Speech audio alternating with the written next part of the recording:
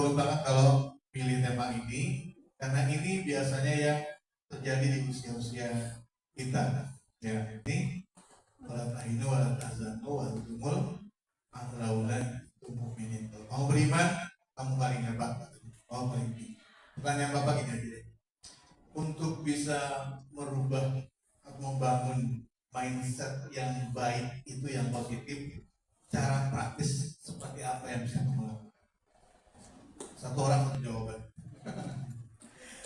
Cara praktis yang bisa membangun mindset bahwa kita itu anak hebat, anak soleh, anak cerdas, mungkin ada bisa berbagi yang kamu lakukan selama ini untuk memotivasi diri, ya kan?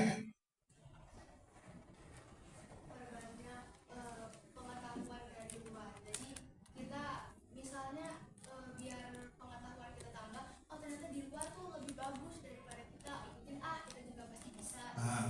Kalau orang lain bisa, kita juga bisa. Kalimat seperti itu. Ada lagi yang lain?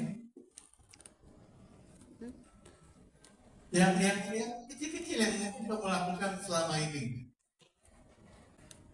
Ketika mungkin orang lain mengatakan kamu teh payah, kamu teh bisa, gitu kan? Kamu teh tell me gitu. Apa yang kamu lakukan untuk bangun mindset kamu tuh gak seperti itu. Itu gimana itu? Hal praktisnya. Tadi kan kamu umum saja kamu uraikan. Bangun karakter di dalam diri kita dan percaya diri aja. Sikap percaya diri.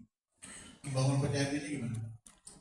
Harus lawan rasa yang orang-orang bilang ke kita itu, kita harus udah benar kita tuh bisa gitu loh. Iya. Itu biasa kamu ngomong sama siapa gitu? Ngomong ke diri sendiri.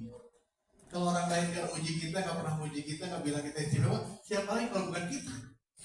Ya sudah, kamu teh hebat, kamu teh baik, kamu teh bisa, kan gitu. Tip praktisnya salah satunya adalah berbicara kepada diri sendiri, kepada hal-hal yang baik tentang diri kita. Ada lagi dari kelompok sini mungkin yang ngasih hal yang praktis yang bisa kita lakukan untuk membangun pikiran positif. Kita baca quotes, apa quotes? Kata-kata mutiara